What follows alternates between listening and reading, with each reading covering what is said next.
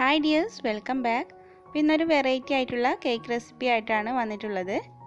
അപ്പോൾ ഇതെൻ്റെ സ്വന്തം ഐഡിയ ഒന്നും അല്ല കേട്ടോ. വേറൊരു ക്രാഫ്റ്റ് ചാനലിൽ അവർ പുറത്തു നിന്ന് ഇതേപോലൊരു കേക്ക് വാങ്ങുന്നതായിട്ട് കണ്ടു.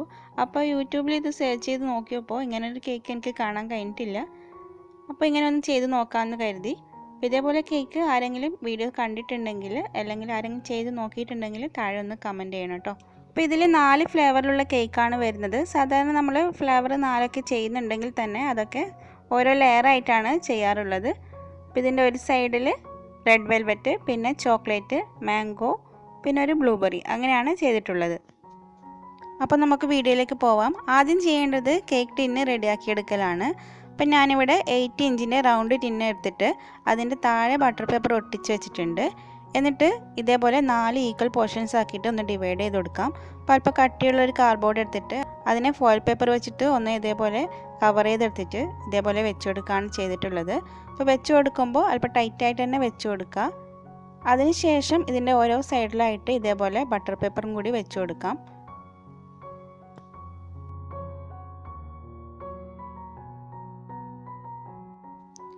അങ്ങനെ 4 സൈഡിലും ഇതേപോലെ ബട്ടർ പേപ്പർ വെച്ച് കൊടുത്തിട്ടുണ്ട്. ഇനി കേക്കിന് വേണ്ടിയിട്ടുള്ള ഡ്രൈ ഇൻഗ്രീഡിയൻസ് ഒന്ന് അരിച്ചെടുക്കാം. അതിന് വേണ്ടിയിട്ട് 1 കപ്പ് മൈദ ഒരു അരിപ്പയിലേക്ക് ഇട്ട് കൊടുത്തിട്ടുണ്ട്. അതേപോലെ 1 ടീസ്പൂൺ ബേക്കിംഗ് പൗഡറും 1/4 ടീസ്പൂൺ ബേക്കിംഗ് സോഡയും ചേർത്തിട്ട് ഇത് നന്നായി മിക്സ് ചെയ്ത ശേഷം ഒരു തവണ അരിച്ചെടുക്കുന്നുണ്ട്. നിങ്ങൾക്ക് വേണമെങ്കിൽ 2-3 പ്രാവശ്യം അരിച്ചെടുക്കാം. അപ്പോൾ ഞാനിപ്പോൾ ഒരു തവണ അരിച്ചിട്ട് പിന്നെ ബാറ്ററിലേക്ക് ചേർക്കുമ്പോൾ അരിച്ചിട്ടാണ് ചേർത്ത് കൊടുക്കുന്നത്. പിന്നെ 4 മീഡിയം സൈസിലുള്ള മുട്ട എടുത്തിട്ട് ഒന്ന് സെപ്പറേറ്റ് ചെയ്ത് വെച്ചിട്ടുണ്ട്. ആദ്യം ഈ വൈറ്റിലേക്ക് ഒരു നുള്ളു ഉപ്പ് ചേർത്തിട്ട് ഇതൊന്ന് ബീറ്റ് ചെയ്തെടുക്കണം.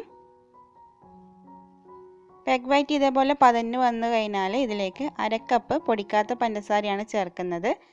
അപ്പോൾ പഞ്ചസാര കുറച്ചായിട്ട് ചേർത്ത് കൊടുത്തിട്ട് ഈ എഗ് വൈറ്റ് നന്നായിട്ട് തന്നെ ഒന്ന് ബീറ്റ് ചെയ്തെടുക്കാം.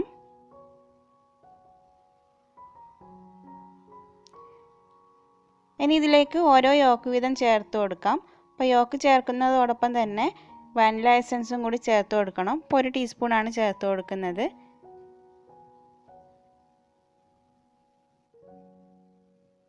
അങ്ങനെ എല്ലാ യോക്കും ചേർത്തിട്ട് ഒരു 2 മിനിറ്റോളം നമുക്ക് ഇതൊന്ന് ബീറ്റ് ചെയ്തെടുക്കാം. ഇനി ഇതിലേക്ക് ഒരു 1/4 കപ്പ് ഓയിൽ ചേർത്ത് കൊടുക്കാം. അപ്പോൾ ഓയിൽ ചേർത്ത ശേഷം ജസ്റ്റ് ഒന്ന് മിക്സ് ചെയ്തെടുത്താൽ മതി.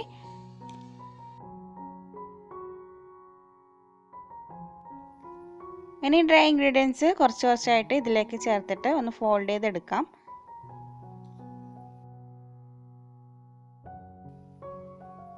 അങ്ങനെ എല്ലാം ഇവിടെ ഫോൾഡ് ചെയ്ത് എടുത്തിട്ടുണ്ട്. ഇനി ഇത് 4 ഒരേപോലെയുള്ള ബൗളിലേക്ക് ആക്കിയിട്ട് ഒന്ന് ഡിവൈഡ് ചെയ്ത് വെക്കാം. അപ്പോൾ അതിൻ്റെ ഒരു പോർഷന് ഞാൻ ഒരു കള്ളിയിലേക്ക് ആക്കി കൊടുക്കുന്നുണ്ട്. അപ്പോൾ അത് വാനില കേക്ക് ആക്കാൻ വേണ്ടിയിട്ടാണ്. അടുത്തതായിട്ട് മാംഗോ കേക്ക് ഉണ്ടാക്കാൻ വേണ്ടിയിട്ട് ഒരു ബാറ്ററിലേക്ക് മാംഗോയുടെ മിക്സ് ചേർത്ത് കൊടുക്കുന്നുണ്ട്. അപ്പോൾ നിങ്ങൾക്ക് ഏത് ഫ്ലേവറിലുള്ള കേക്കാണ് ഇഷ്ടം അപ്പോൾ അതുപോലെ തന്നെ ഇത് ചെയ്തെടുത്താൽ മതി. ഇനി അതും ഒഴിച്ചു കൊടുക്കാം. അടുത്ത ബാറ്ററിലേക്ക് ചേർത്ത് കൊടുക്കുന്നത് 1 ടേബിൾ സ്പൂണോളം കൊക്കോ പൗഡറാണ്. അപ്പോൾ കൊക്കോ പൗഡർ ചേർത്ത് കഴിഞ്ഞാൽ ബാറ്റർ തിക്കായിട്ട് തോന്നുകയാണെങ്കിൽ അല്പം പാല് ചേർത്ത് കൊടുത്ത് ഒന്ന് മിക്സ് ചെയ്തെടുത്താൽ മതി. അപ്പോൾ ഞാനിവിടെ ഒരു 1/2 ടേബിൾ സ്പൂൺ പാല് ചേർത്ത് കൊടുക്കുന്നുണ്ട്.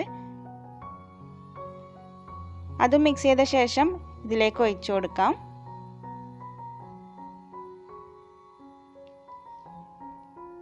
ലാസ്റ്റത്തെ ബൗളിലേക്ക് അല്പം റെഡ് കളറാണ് ആക്കി കൊടുക്കുന്നത്. അപ്പോൾ ഞാനിവിടെ സൂപ്പർ റെഡിൻ്റെ റെഡ് കളറാണ് യൂസ് ചെയ്തിട്ടുള്ളത്.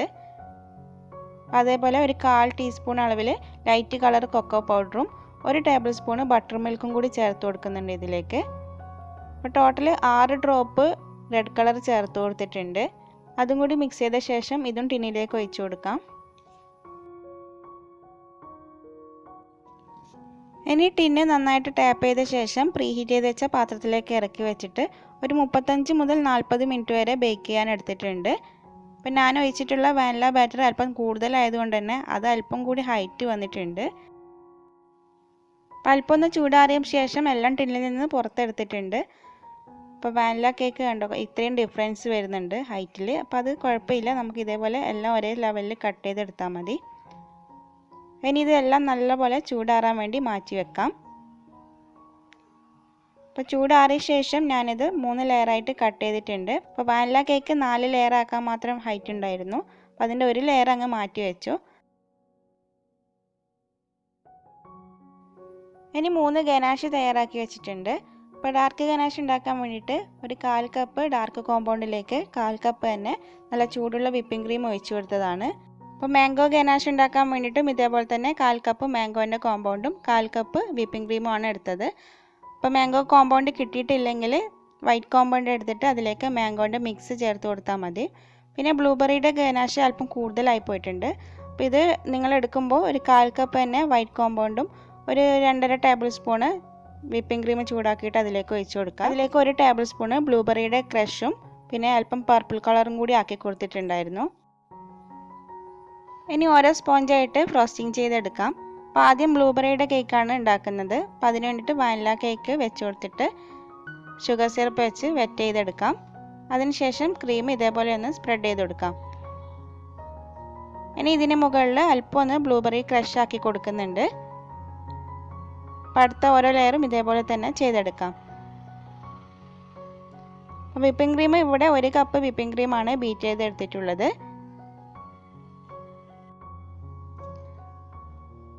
ഇനി ഈ കേക്ക് ഒന്ന് ക്രം കോട്ട് ചെയ്തെടുക്കുന്നുണ്ട്. അതിനുശേഷം ഇത് കേക്ക് ബോർഡിലേക്ക് ഇതേപോലെ ഒരു സൈഡിലായിട്ട് വെച്ച് കൊടുക്കാം. ഇനി ബാക്കിയുള്ള ഓരോ കേക്കും ഇതേപോലെ തന്നെ ചെയ്തിട്ട് ക്രം കോട്ട് ചെയ്തെടുക്കണം.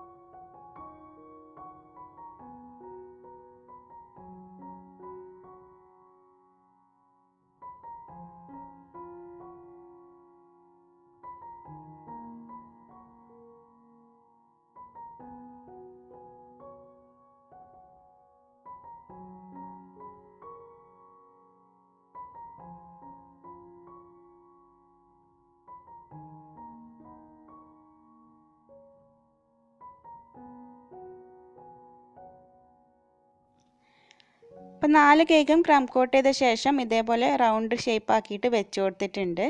ഇനി ഇത് മുഴുവനായിട്ട് ഒന്നിച്ചിട്ടാണ് സെക്കൻഡ് കോട്ട് ക്രീം കൊടുക്കുന്നത്. അപ്പോൾ അതിന് മുന്നായിട്ട് ഒരു കാര്യം ചെയ്യാനുണ്ട്.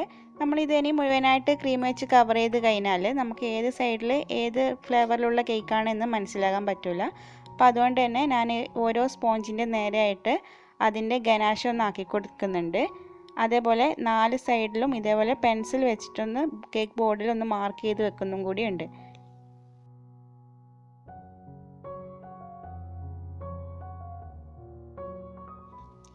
ഇനി മുഴുവനായിട്ട് ക്രീം വെച്ച് കവർ ചെയ്ത് ഒന്ന് ഫിനിഷ് ആക്കി എടുക്കണം.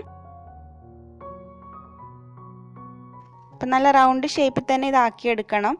അപ്പം എൻ്റെ അത്ര റൗണ്ടൊന്നും ആയിട്ടില്ല, പക്ഷെ വീട്ടിലേക്ക് ആയതുകൊണ്ട് കുഴപ്പമൊന്നുമില്ല. അപ്പം നിങ്ങൾ പുറത്തൊക്കെ ചെയ്ത് കൊടുക്കുന്നുണ്ടെങ്കിൽ നല്ല നീറ്റ് തന്നെ ചെയ്ത് കൊടുക്കുക. അതിനുശേഷം സൈഡിൽ സ്ക്രാപ്പർ വെച്ചിട്ട് ഒന്ന് ലൈൻ ചെയ്ത് കൊടുത്തിട്ടുണ്ട്. ഇനി ഇതൊരു 10 മിനിറ്റ് വീണ്ടും ഒന്ന് ഫ്രീസറിൽ വെച്ചെടുത്ത ശേഷം നമ്മൾ അടയാളപ്പെടുത്തിയിട്ടുള്ള ആ പെൻസിൽ മാർക്കിന് നേരെയായിട്ട് കേക്കിൻ്റെ മുകളിൽ ഇതേപോലെ ഒന്ന് അടയാളപ്പെടുത്തി കൊടുക്കാം. അപ്പോൾ ആദ്യം റെഡ് വെൽവെറ്റിൻ്റെ മുകളിലുള്ള ക്രംസാണ് ഇട്ട് കൊടുക്കുന്നത്. അപ്പോൾ അതിന് വേണ്ടിയിട്ട് ബട്ടർ പേപ്പർ ഇതേപോലെ ഒന്ന് കട്ട് ചെയ്തെടുത്ത ശേഷം ആ റെഡ് വെൽവെറ്റിൻ്റെ സ്പോഞ്ച് വരുന്നെടുക്കുക ഒഴിവാക്കി കൊടുക്കുക. അപ്പോൾ അതിന് മുകളിൽ ക്രംസ് ഇട്ട് കൊടുക്കുക.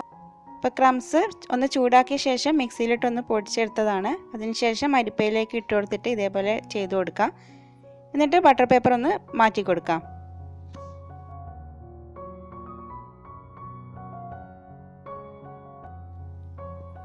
ഇനി ചോക്ലേറ്റ് ഗനാഷാണ് മുകളിൽ ആക്കി കൊടുക്കുന്നത്. അപ്പോൾ ആ ചോക്ലേറ്റ് സ്പോഞ്ച് ഉള്ളതിൻ്റെ നേരെയായിട്ട് ആദ്യം ഈ സൈഡിൽ ഒഴിച്ചു കൊടുക്കാം. അപ്പോൾ ഇതേപോലെ പൈപ്പിംഗ് ബാഗിലാക്കി കൊടുത്തു കഴിഞ്ഞാൽ നമുക്ക് എളുപ്പത്തിൽ തന്നെ ചെയ്ത് കൊടുക്കാൻ പറ്റും. അപ്പോൾ സൈഡിൽ ഇതേപോലെ ഡ്രിപ്പ് ചെയ്യുന്ന പോലെയാണ് ആക്കി കൊടുത്തിട്ടുള്ളത്. ഇനി മാംഗോ ഗനാഷ് ആക്കി കൊടുക്കുക. അപ്പോൾ മാംഗോ ഗനാഷ് അല്പം ഒന്ന് തിക്കായിട്ടുണ്ട്. അപ്പോൾ നിങ്ങൾക്ക് വേണമെങ്കിൽ അത് ഡബിൾ ബോയിൽ ചെയ്ത് ഒന്ന് മെൽറ്റാക്കി എടുക്കാം.